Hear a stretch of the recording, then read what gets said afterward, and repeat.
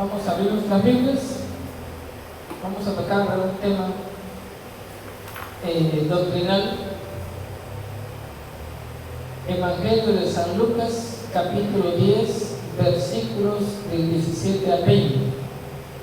Digo un tema doctrinal, ¿verdad? Porque es lo que vivimos en las iglesias pentecosteses, lo que predicamos, lo que enseñamos, lo que vivimos, lo que creemos. Evangelio de San Lucas, en su capítulo 10, versículos de 17 al 20. Evangelio de San Lucas, capítulo 10, en sus versículos del 17 al 20.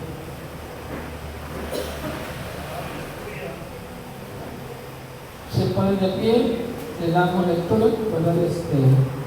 Es Nuevo Testamento, va a encontrar Mateo, luego vienen Marcos, Lucas, Juan, Hechos, ¿verdad?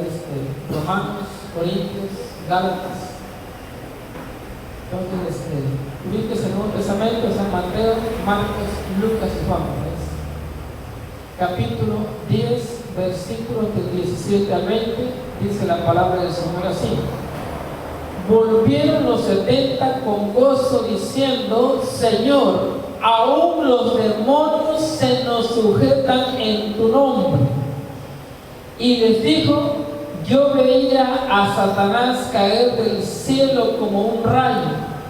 He aquí, os doy potestad de hollar serpientes y escorpiones y sobre toda fuerza del enemigo, y nada os dañará.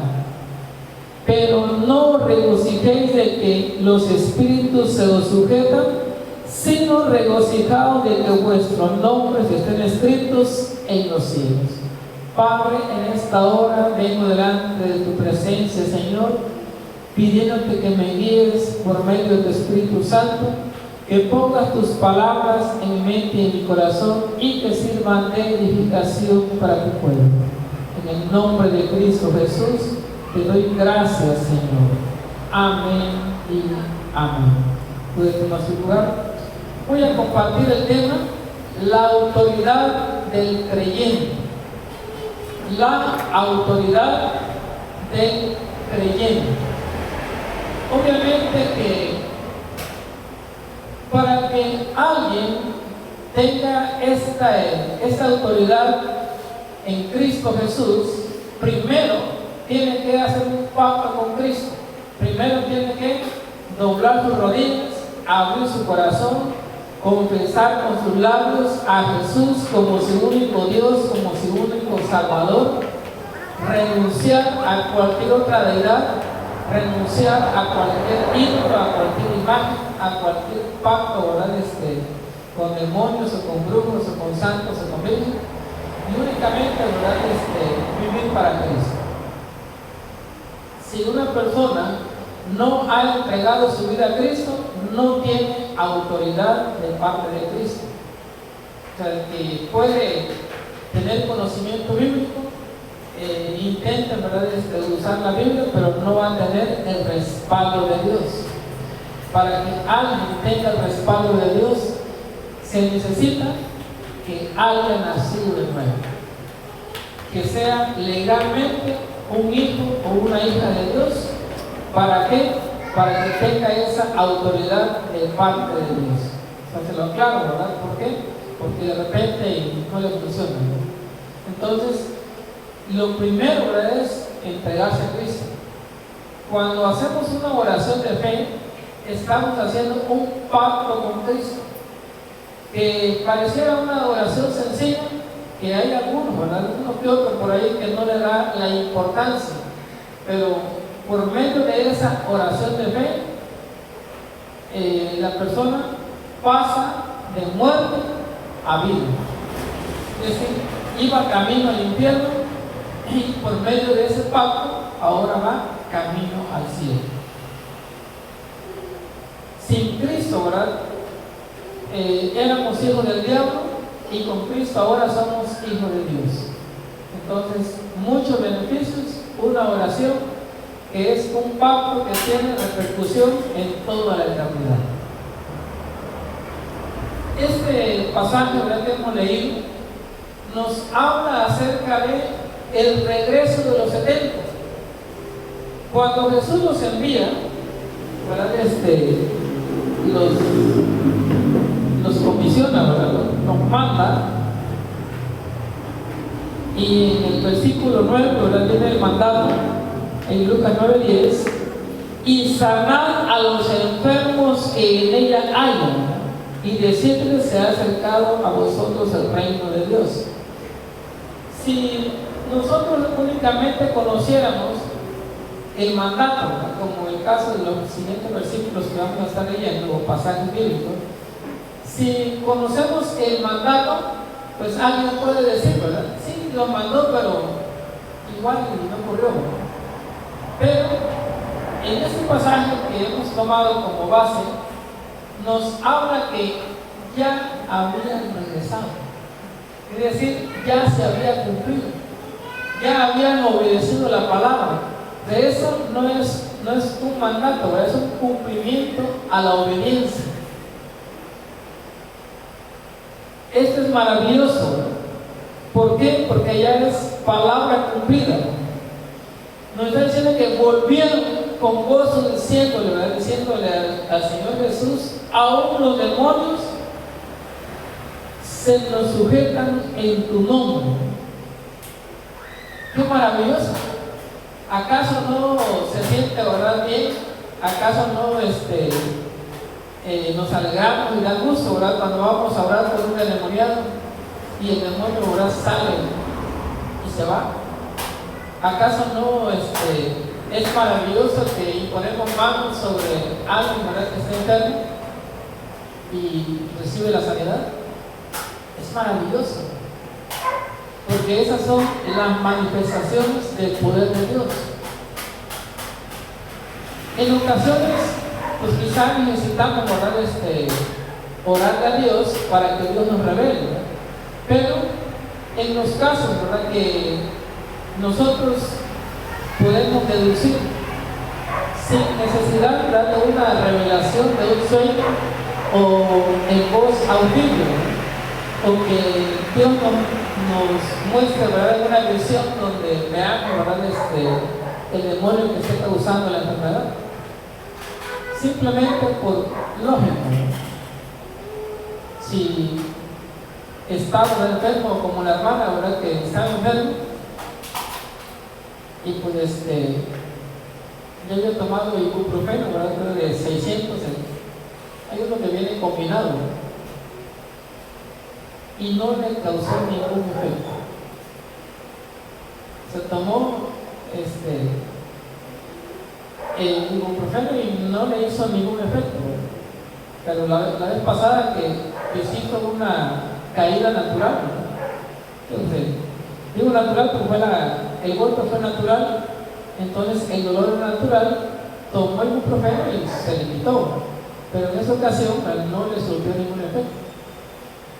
Entonces, en automático, bueno, se trata de una enfermedad espiritual. Esa es por simple deducción. Pero si una persona está enferma, cualquier enfermedad, y está con medicamentos, y el medicamento no surte ningún efecto, entonces significa que la enfermedad es espiritual. Y obviamente, pues, Cristo es nuestro sanador. En las iglesias cristianas, hablo de iglesias cristianas, no de las que no son cristianas, ¿verdad? ¿Por qué? Porque las iglesias no cristianas, obviamente que no creen, ¿verdad?, en la sanidad divina, no creen en los milagros. Les decía desde el principio que es un tema doctrinal, ¿verdad? ¿Por qué? Porque nosotros como iglesia Pentecostés es lo que nos hace diferente, o por eso es que decimos que somos de doctrina Pentecostés, porque creemos en los milagros, ¿verdad?, creemos en la sanidad divina, creemos en la liberación que Cristo, ¿verdad?, nos da. Y no solamente, ¿verdad?, nos las da, sino que nos manda también a practicar. Entonces, muchos creyentes viven, ¿verdad?, derrotados porque no saben que Cristo les dio autoridad. Es decir, que están viviendo algo innecesario, pero porque desconocen la palabra.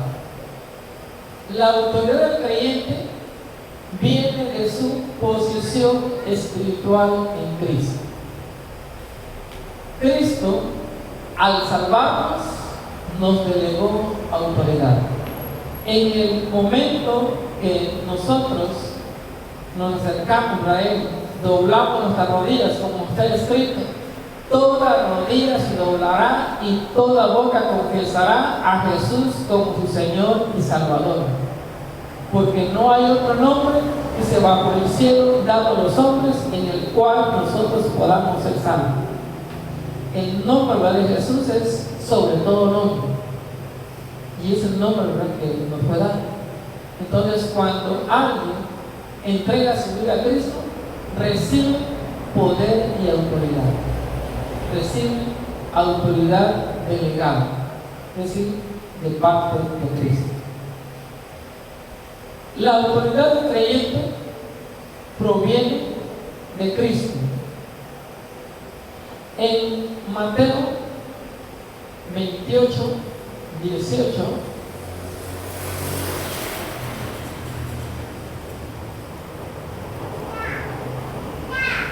cuando Cristo ya resucitó, después de que Cristo murió, después de que lo crucificaron y fue sepultado, Él resucitó. Después de que resucitó, se le apareció a sus discípulos, y antes de ascender al cielo, ¿verdad?, se les acercó y les habló diciendo: toda potestad me es dada en el cielo y en la tierra. Entonces, Cristo, al vencer la muerte, dice, de parte del Padre, le entregó toda autoridad, o sea, todo, el 100%. ¿Cuánto le quedó al diablo, verdad? Nada.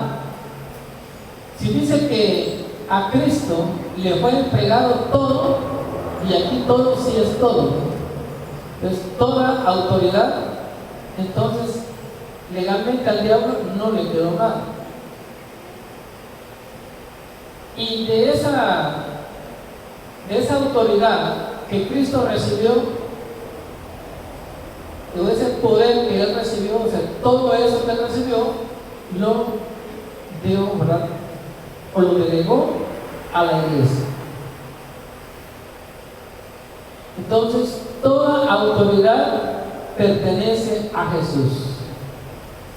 Y Él, de esa autoridad, comparte, ¿verdad?, con su iglesia. Entonces, nosotros como cristianos, como creyentes, no tenemos, ¿verdad?, poder propio. O sea, no es por nuestras fuerzas, sino que esa autoridad delegada de parte de Cristo. Es decir, que sin Cristo no somos nada, ¿verdad? Sin Cristo estaríamos esclavizados, engañados por el diablo o por los demonios, ¿verdad? Ahora, ¿por qué? ¿Por qué le digo, verdad, o por qué marco la diferencia, ¿verdad?, entre el diablo y los demonios? ¿O por qué le digo engañado por el diablo o por los demonios, ¿verdad? Porque hay gente que hace pacto con el diablo, ¿verdad?, y hay gente que hace pacto con demonios a través de las imágenes. Entonces hay mucha diferencia. Entonces nosotros lo que somos es en Cristo, y lo que somos es por Cristo, y lo que hacemos, lo hacemos en el nombre de Cristo. No es por nuestra propia fuerza. El poder, ¿verdad?, no es nuestro, la autoridad no es nuestra, sino que pertenece a Cristo. Ejercemos una autoridad delegada. Cuando nosotros actuamos en nombre de Él. no actuamos en nuestro propio nombre, ¿no? Sino que actuamos en nombre de Cristo. ¿Sí? Es decir, somos enviados por Cristo, ejercemos poder en el nombre de Jesús. Dice Efesios 1:20, Efesios capítulo 1, versículo 20 al 22.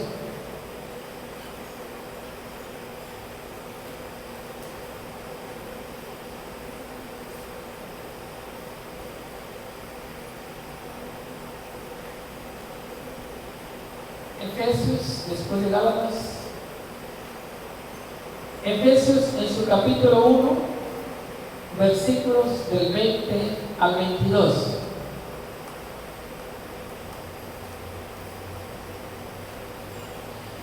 La cual operó en Cristo, resucitándole de los muertos y sentándole a su diestra en los lugares celestiales, es decir, a su mano derecha en el cielo, en el trono, sobre todo principado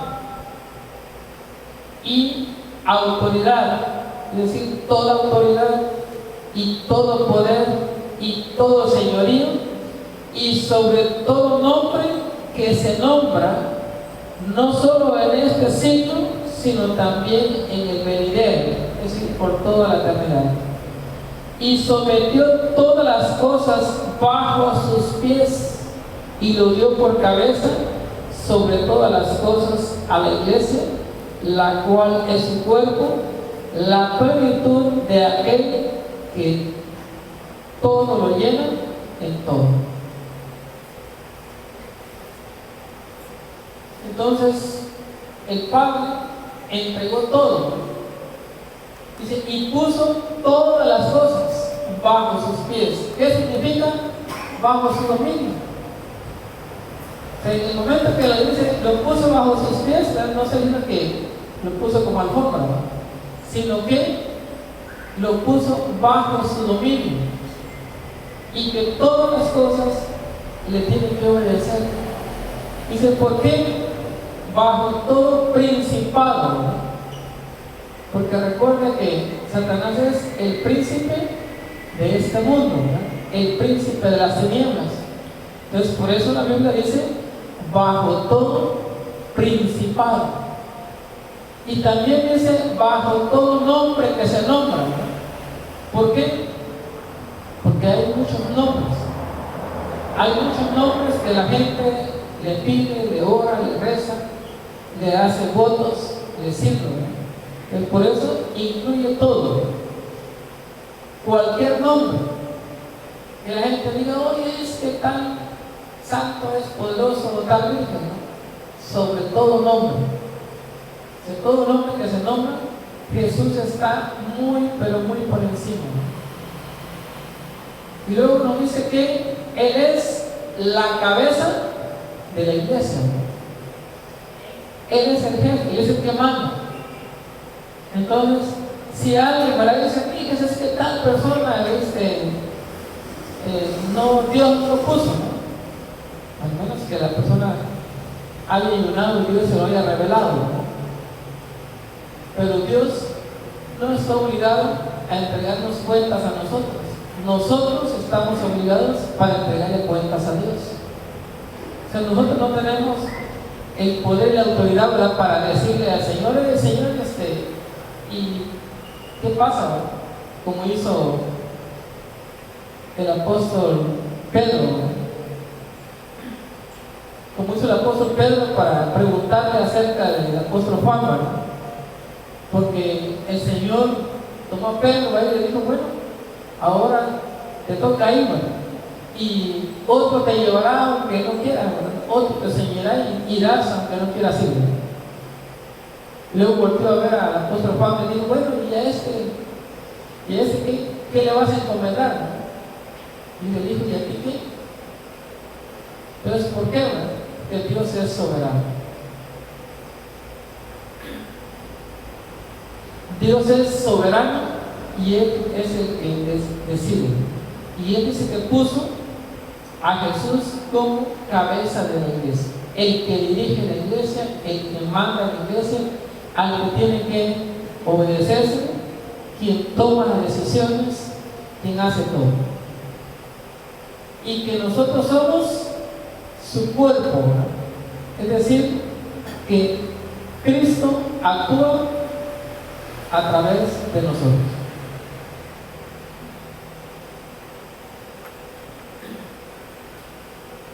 Entonces nosotros somos el cuerpo de Cristo, y lo que Cristo hace, lo hace a través de su iglesia. Obviamente que para que nosotros seamos el cuerpo de Cristo, necesitamos ser obedientes, o para que Cristo actúe a través de nosotros, se necesita que seamos obedientes a su palabra.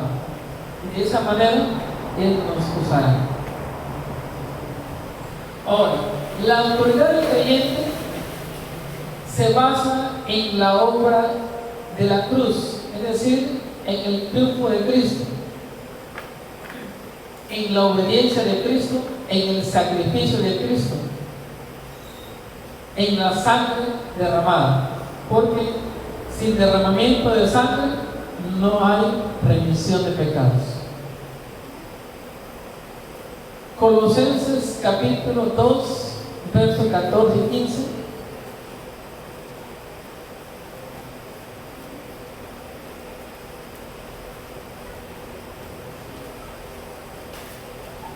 Colosenses capítulo 2, versículos 14 y 15.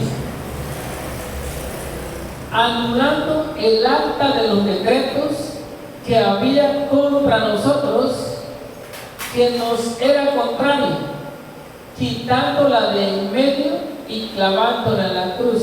Es decir, Él ya llevó en su cuerpo oral en la cruz, sufrió el precio que requería el acta de los decretos.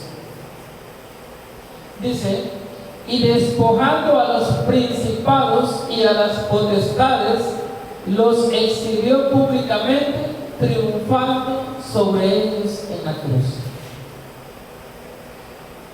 Por ese triunfo es que nosotros hoy somos más que vencedores.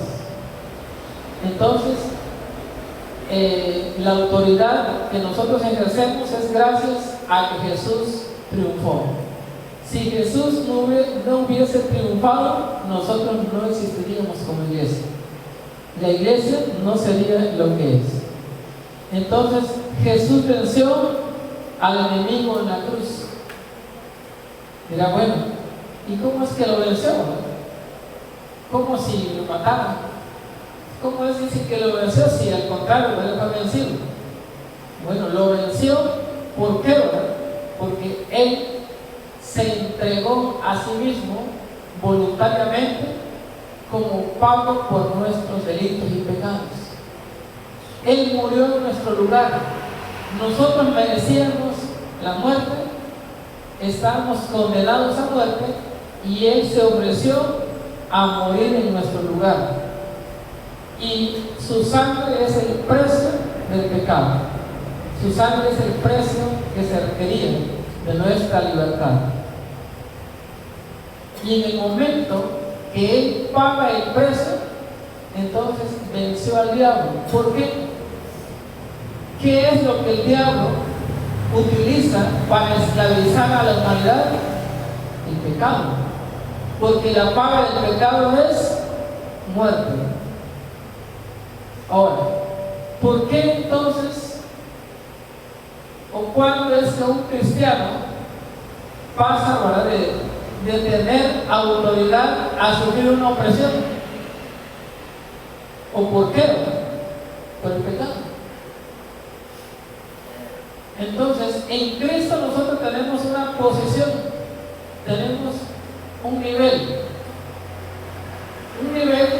que Jesús, ¿verdad?, nos da una autoridad delegada. Como cristianos tenemos autoridad delegada, como le dijo a los 70, ¿no? Vayan y sanen enfermos. Entonces, nosotros tenemos la autoridad de parte de Cristo para ir a orar por los enfermos y que sean sanados. Pero se puede, ¿verdad?, invertir los papeles, que de repente nosotros también suframos enfermedades espirituales. Entonces, ¿por qué, verdad? Por el pecado.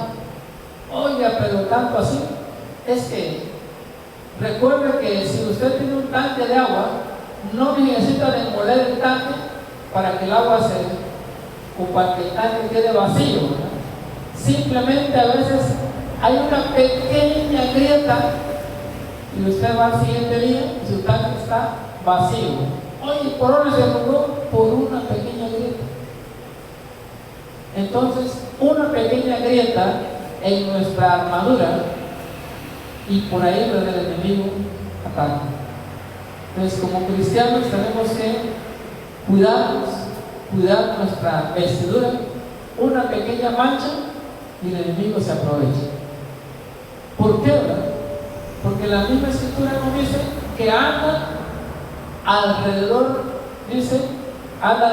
nuestro como león rugiente y siempre anda buscando a quien devorar, es decir, a quien cautivar o a quien cazar.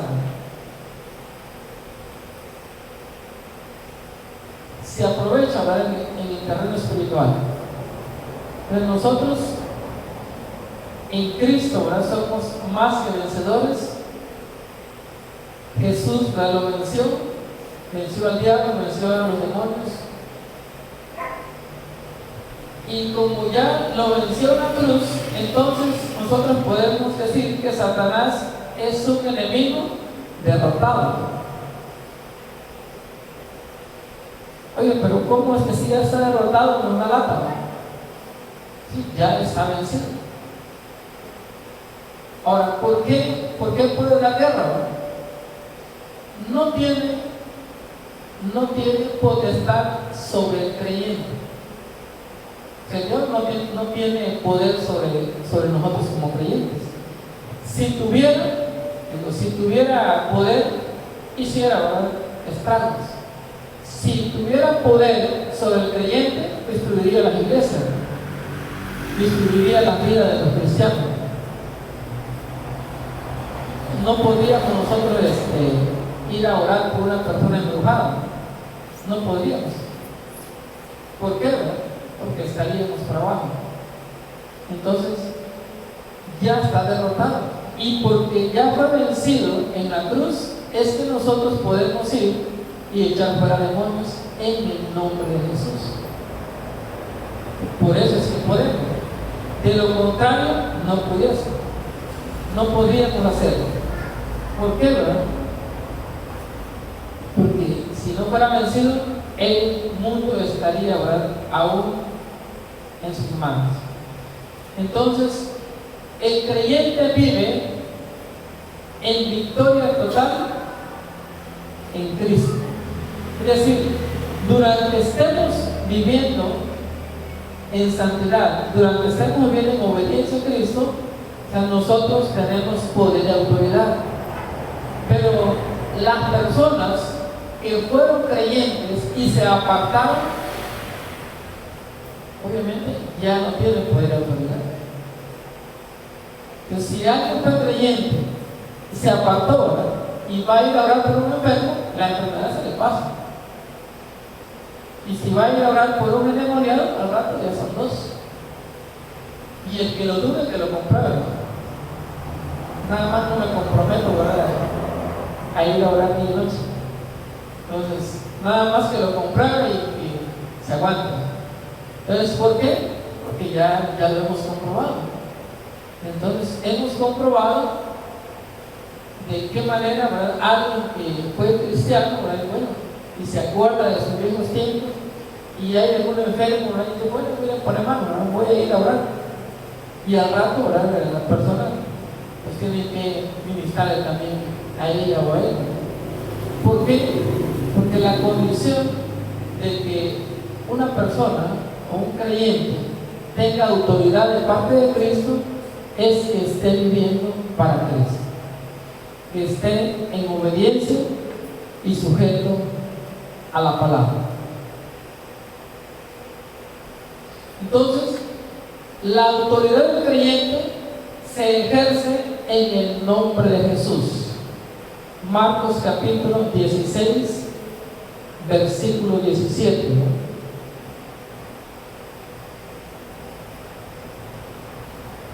Esos versículos usted los debe de subrayar en su Biblia y aprendérselos de memoria.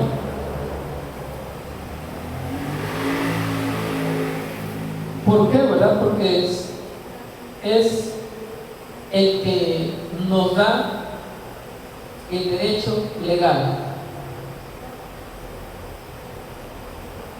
Evangelio de San Marcos, capítulo 16, verso 17. Y esas señales seguirán a los que creen. En mi nombre, dice Jesús, echarán fuera demonios, hablarán nuevas lenguas, tomarán en las manos serpientes, y si vienen cosas mortíferas no les hará daño. Sobre los enfermos pondrán sus manos y sanarán. Entonces la clave está en el nombre de Jesús. Entonces, si nosotros vamos a ir a orar y no lo hacemos en el nombre de Jesús, no va a pasar nada, sino que tenemos que obedecer la palabra, y al orar tiene que ser en el nombre de Jesús. ¿Por qué? Porque nosotros tenemos autoridad legal. Actuamos entonces en nombre de Jesús. Entonces, podemos nosotros decir que el nombre de Jesús es la autoridad del creyente. Nuestra autoridad entonces radica en el nombre de Jesús, en la obra redentora de Jesús, en el triunfo de Jesús en la cruz, en la sangre, ¿verdad?, que Él derramó para pagar el precio de sus pecados. En el triunfo de la cruz, ¿por qué? Porque a través de que Él venció, le fue dado todo el poder, y ese poder es el que delega a la iglesia. En San Juan capítulo 14, versos 13 y 14,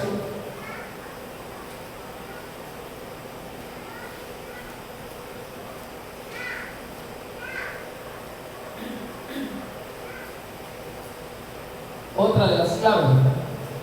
San Juan 14, 13 y 14. Evangelio de San Juan capítulo 14, versículos del 13 al 14. Y todo lo que pidieres al Padre en mi nombre, lo haré, para que el Padre sea glorificado en el Hijo. Si algo pidieres en mi nombre, yo lo haré. Ese es prácticamente el requisito o la condición. Entonces nosotros en el momento de pedir, pedimos al Padre, y es el ejemplo que nos dio en la oración modelo. Cuando los discípulos le dijeron: Señor, enséñanos a orar así como Juan enseñó a sus discípulos, y Él enseñó, ¿verdad?, la oración conocida como el Padre Nuestro. Entonces pedimos orar al Padre en el nombre de Jesús. Esa es la condición para que el Padre sea exaltado. Entonces, la autoridad del creyente se ejerce por una relación viva con Cristo. Entonces, si fue creyente y ya no lo es, ya no existe esa relación. Ayer lo dijo. Así como el pámpano, que así como la rama que está en un árbol, mientras permanece en el árbol, da fruto y lleva mucho fruto. Pero si esa rama es desgajada o cortada, se seca y ya no da fruto. Y él dijo, como el pámpano, si no está, o está separado, no puede dar fruto. De igual manera nosotros, separados de Cristo, dijo, nada podemos hacer. Entonces, mientras que estemos activos, mientras que estemos en comunión, tenemos ese poder, autoridad delegada. Pero separados de Cristo, nada podemos hacer. El nombre de Jesús es efectivo cuando hay fe y hay obediencia. Porque dice el apóstol Santiago, pero el que duda, dice, es, ¿verdad?, como la ola que es llevada por el viento de un lado para otro.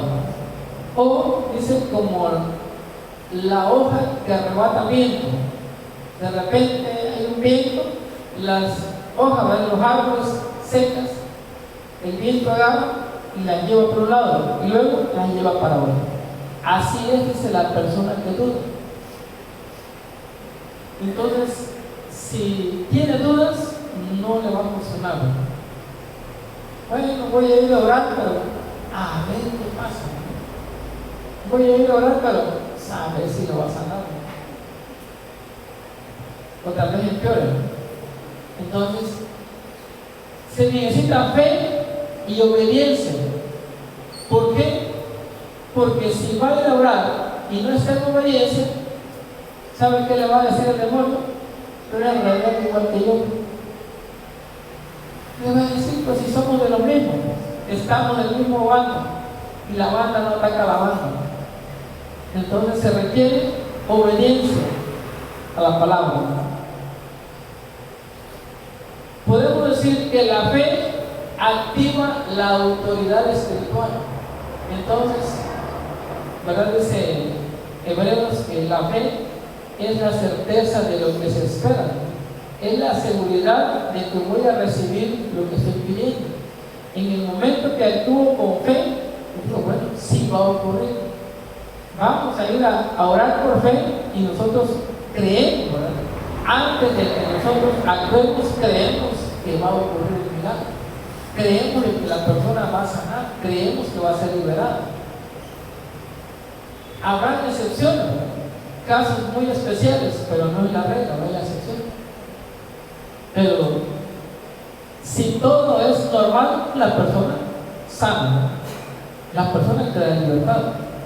Si es normal. Ahora, si hay otros puntos, ¿verdad?, como los pecados ocultos, entonces, pero ya será la excepción.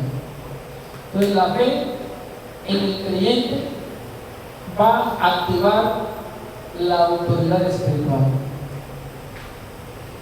La autoridad del creyente requiere una vida sometida a Dios. Entonces, si una persona no se somete a Dios, entonces no está en obediencia. ¿Verdad? Y dice Santiago, sométanse pues a Dios, resistan al diablo y entonces va a huir ustedes. Una vida de obediencia va a hacer que el enemigo nos deje en paz. Entonces la vida del creyente, ahora, si es un creyente carnal, entonces sí. Ahora, ¿cuándo es que el diablo va a agarrar camino y se va a ir? Nunca. No va a estar cómodo. O sea, si es un creyente carnal, el enemigo, ¿verdad?, nunca se va a ir. Va a colgar su hamaca, ¿verdad?, y va a estar. O, ¿verdad?, se va a ir a acostar al lado. Para que la hamaca, para que vaya separado ahí, abrazado, lo va a tener. Entonces, si es creyente carnal, el enemigo, el diablo, no se va a ir. Pero si es un creyente espiritual, sometido a Dios, obedeciendo a Dios, va a resistir. ¿Qué implica resistir al diablo? Bueno, no obedecer. Va a llegar un pensamiento, haz esto, yo me resisto. Me van a llegar a provocar, yo me resisto. Entonces es resistir. Cuando él vea que hay resistencia, entonces dice que se va a ir. O sea, si no hay lugar, se va a ir. Así que de hoy en adelante, para que el diablo no tenga lugar de acostarse, ya no use cama matrimonial. Fue individual. O capra, ¿verdad? Donde no hay lugar para dos. Entonces, ¿por qué, verdad? Porque si no hay lugar, si no se le da lugar, el individuo se va a ir. Pero si le pones king size, ¿verdad? Entonces, no, mucho lugar, muy amplio. Entonces, si nosotros espiritualmente le damos lugar, él nunca se va a ir. Y perderemos, ¿verdad? Ese poder, perderemos esa autoridad que Cristo nos ha delegado. Entonces concluyo con esto. El creyente que está en Cristo tiene autoridad si permanece en Cristo, si está en comunión, si está en obediencia, si está leyendo la palabra, si está estudiando, está meditando, está alabando a Dios, si está apartado del pecado, si está alejado de las malas amistades, malas compañías. Pero si todavía nosotros somos compadres con el mundo, ¿qué dice Santiago? Que el que se hace amigo del mundo se convierte en enemigo de Dios, ¿no? Entonces necesitamos cortarlas con el mundo, ¿no? Es decir, que no voy a participar, no voy a convivir, ¿verdad?, con lo que el mundo hace. Entonces tengo que separarme del mundo y estar unido a Cristo. ¿Para qué? Para que la autoridad delegada permanezca en mí. Entonces, el creyente debe vivir como hijo de Dios con poder y autoridad espiritual. Que nosotros sepamos quiénes somos, ¿no? Que sepamos nuestra identidad. Que nosotros no anhelemos, ¿verdad?, nos quejemos, anhelando, ¿verdad?, ¿cuándo recibiré sanidad? ¿O por qué nos ama? Sino que saber quiénes somos, ¿no? Yo soy un hijo de Dios, yo nací de nuevo, o sea, Jesús pagó el precio por mis pecados, Él me hizo libre, entonces yo tengo derecho. Ahora, si Cristo me entregó poder y autoridad, lo que voy a hacer es ejercer, o sea, no que me la robe el enemigo, sino que ejercer esa autoridad que Él me ha dado. Y orar siempre sin desmayar. Es decir, si tengo una necesidad, tengo un problema, tengo una enfermedad, entonces tengo que estar pidiéndole, tengo que estar orando con poder y autoridad. Se ponen de pie y mediten ustedes en su corazón cómo están viviendo. Y si alguien todavía no ha entregado su vida a Cristo, para que pueda ejercer poder y autoridad, o para que tenga esa autoridad delegada de parte de Cristo, es necesario entregarse a Cristo. Es necesario hacer un pacto con Cristo, y a través de ese pacto va a convertirse en un hijo o en una hija de Dios. Y a partir de ahí va a tener una autoridad delegada y va a poder ejercer ese poder y esa autoridad. Padre, te doy gracias, Señor, por esa palabra, y te pido, Señor Santo y bendito, que quede grabada en nuestra mente y en nuestro corazón, y podamos, Señor, tener ese poder y esa autoridad, que podamos, Señor Santo, ejercer esa autoridad que tú nos has delegado, que podamos, Padre, tomar esa autoridad que nos has dado, ejercerla, Señor, para la sanidad, para la liberación, para echar fuera los estorbos, para echar fuera los ataques del enemigo, y que nosotros, Señor, podamos hacer uso de esa autoridad que nos has dado y no vivir bajo presión, sino que vivir como un hijo o una hija de Dios. Gracias te doy, Padre, en esta hora por tu palabra, y te pido, Señor, que sea de fortaleza espiritual para tu iglesia. En el nombre de Cristo Jesús, pongo, Padre, la vida de mis hermanos en tus manos, que cada día, Padre, los fortalezcas, que cada día, Señor, los sigas usando, que cada día, Padre, sigas aumentando su fe con poder y autoridad. Gracias, Padre, por la vida de mi hermana, que esa fe, Señor, vaya en aumento cada día y que siga ejerciendo, Señor, esa autoridad que tú le has dado. En el nombre de Cristo Jesús, Padre amado, pongo la vida de mi familia en tus manos, la vida